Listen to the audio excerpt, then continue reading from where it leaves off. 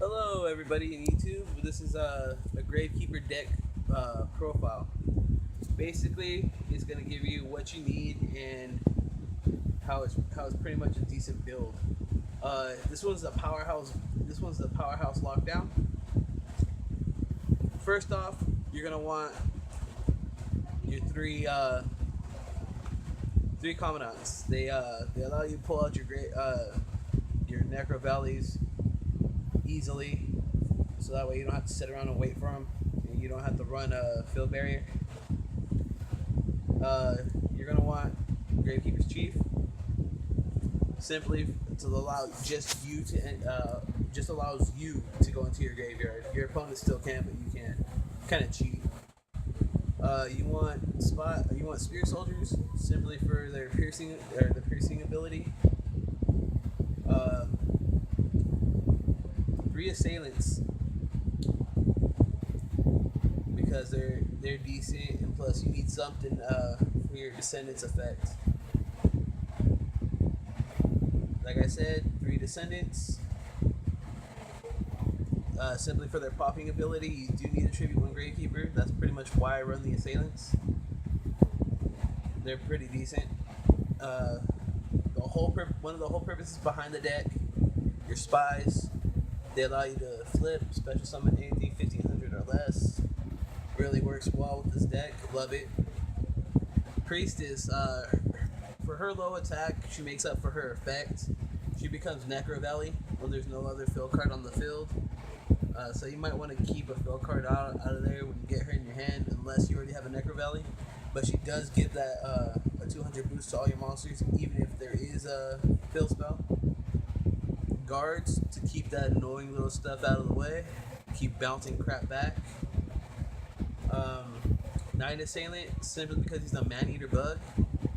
He's decent, and plus when he's discarded by from your hand to the graveyard by a card effect, he can get one flip effect monster back to your hand, back to your deck. Kind of helps out with spies. Like if you run if you drop all three spies to the graveyard, you still got him to back you up. You just got to discard him. Three Visionaries. He's the reason why it's called the Powerhouse Lock. You only need one Gravekeeper to summon him out. He gains 200 for every Gravekeeper in the graveyard. He's already at 2,000. Plus, you can discard one card from your hand to the graveyard to negate. Well, pretty much, he's not destroyed. The cards don't get negated, but he won't be destroyed. So stuff like Dark Hole and stuff like that, as long as you have a Gravekeeper in your hand, it don't work on him. Alright, for the spells, I started off with the reload, simply because sometimes this deck does give you dead draws, and sometimes you just don't get the hand you need, so reload actually helps out. I only want to run at one MST simply because I have popping capabilities with Descendant, and I also run some of the necessary cards that I need. Heavy Storm is another reason why I only run one MST. Keeps everything clean in the field and doesn't really do much other than that.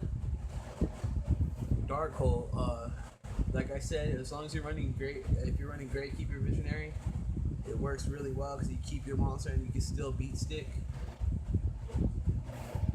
Two steals, simply for getting back your Gravekeepers. You can get two out of your graveyard.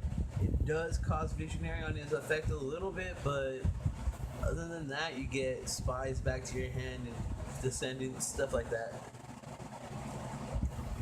Two Royal Tributes, simply just to gain the upper hand.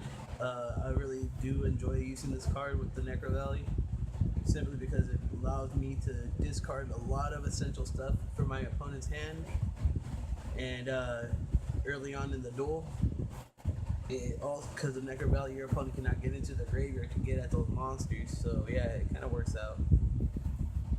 Book of Moon, simply for Spy or Night Assailant, or as well, Gravekeeper Guard as well. Works really well with it. And then last but not least for the spells, your three Necro Valley. Absolutely necessary for this deck. If you do not run Necro Valley in this deck, it will not work for you. That's why it's called the lock. It doesn't allow anybody in their graveyard. So yeah, it's pretty much what you need for spells. Traps, I run a magic cylinder just for fun. Mind Crush for a Royal Tribute combo, because Royal Tribute you do have to show your opponent their hand. 2 Rite of Spirits works in a pinch. If you happen to be low on monsters and your opponent has a high attack, it saves your life points for another turn.